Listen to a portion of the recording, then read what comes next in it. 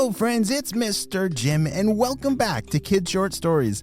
Last time we heard part 1 of our kindness adventure.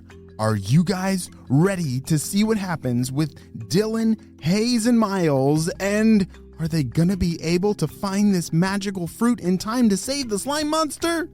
Well, I guess he's not a monster. He's a creature that sneezes a lot. Me too. Let's go.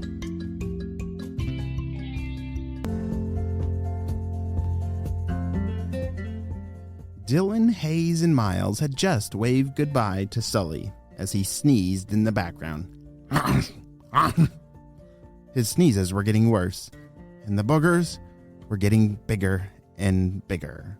Oh dear, we've really got to hurry, said Dylan. She led the way up the trail with Hayes and Miles very closely at her side. All right, I wonder, once we get there, is it just going to be as easy as, picking an apple off a tree? Yeah, I don't understand, it sounded like he thought it might be hard, said Hayes. Because it sounds easy, but I don't know. We'll see. Well, Dylan and Hayes and Miles were right. It was not going to be as easy as they thought. As they rounded the corner, there was a ginormous canyon in front of them. Ah! There's no way that... Wait, does the trail really expect us to go to the other side? Said Miles. Yes, the trail had a bridge once a long time ago, and that rope wooden bridge had broken and fallen. They could see the ropes dangling from both sides of the canyon. Have you ever seen one of those wooden bridges, or it's a rope bridge with wooden bottom, that's where you walk on?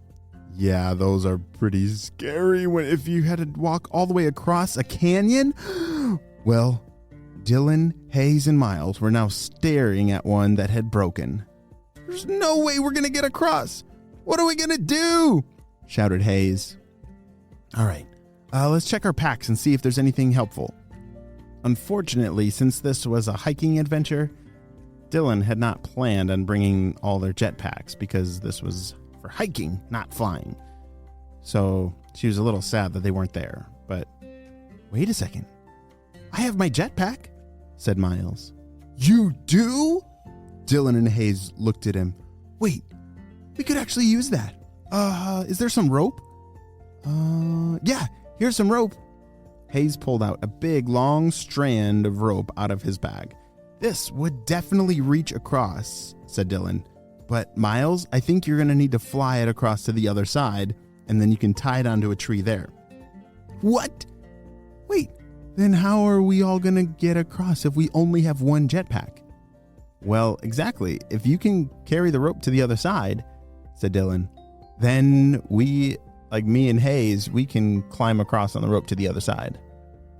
Miles was a little nervous about this plan, but he put on his jetpack and flew the rope to the other side, tied it onto a big, thick tree that would never tip over, and then flew back. All right, well, who's going to go first? Said Miles. I will, said Hayes. I got this. Step aside. Hayes knew how to choose to be brave. As he clipped onto the rope with his harness, he carefully scooted across the rope to the other side. Whoa, great job, Hayes. That was fast. Whew. Hayes hopped down on the other side of the canyon and sent the harness back flying across to the other side, sliding across the rope. Dylan then put on her harness and started scooting across the rope. Whew, all right, we made it. Now Dylan, Hayes, and Miles had made it across this ginormous canyon. What are you guys doing here? What was that sound? Said Hayes. They looked all around. There was nothing except, wait, there's a squirrel in that tree over there. Yeah, I'm over here. It's not safe for you to be here. What are you thinking crossing that canyon? It's put there for a reason. A reason? What do you mean a reason? Well, the canyon was put there to keep people out because it's not safe here.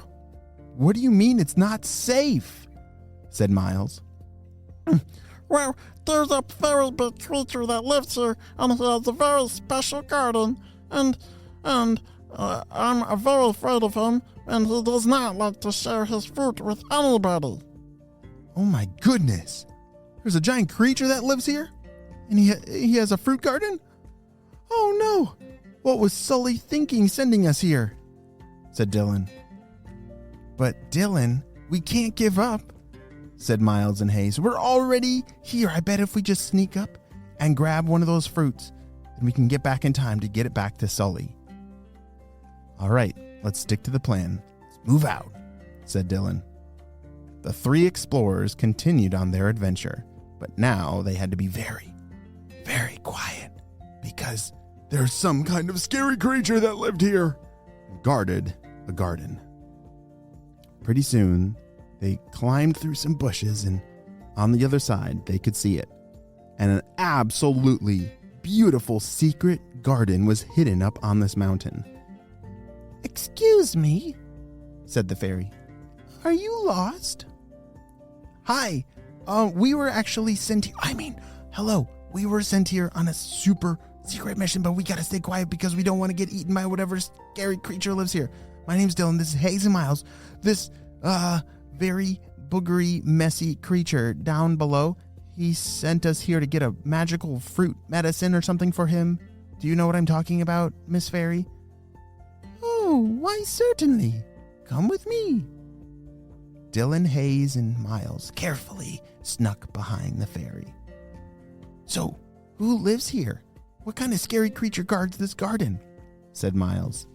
As the fairy was flying, leading them to the tree, she turned around and said, Oh, his name is Sully. Sully? That is the creature that the squirrel was trying to scare us about? Dylan looked at Miles and Hayes, and they all rolled their eyes. Oh my goodness, I can't believe we fell for that trick of that squirrel. Yes, well, here is the fruit, and bring it back to him, and it will help him feel a lot better. Dylan, Hayes, and Miles were amazed at how beautiful this fruit was. It looked like an apple, but it was very sparkly, like it was covered in diamonds.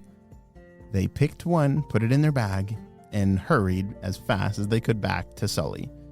Over that giant canyon they went, and down the path, and all of a sudden they could hear him in the distance. Honk, honk. He had now been sneezing for a very long time, and his boogery mess was now a ginormous disaster. Sully, are you still in there? I'm in here, but it's hard to see, or I don't know if I have any more left in me. Oh no, Sully, here's your fruit. Open your mouth. We'll throw it in. Sully opened his mouth. I think that was his mouth. And Dylan picked up the fruit and threw it into Sully's mouth. Oh, you did it. Just in time. And just like that, all that icky, slimy mess just slipped right off of the creature.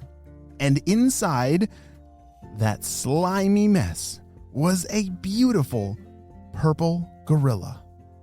Wow, Sully, we had no idea what kind of creature you were. Yes, well, I guess that's what happens when you start sneezing so much. Well, thank you for saving me. I owe you everything. Is there anything that I can do? Dylan, Hayes, and Miles looked at each other and they said, Nope, we just love to show kindness. So when we saw that you needed help, we knew that we had to save the day, said Hayes. And that is the day that Dylan, Hayes, and Miles made a new friend with a pretty unusual creature. And I'm so glad that they chose to show kindness, just like spies do. The end.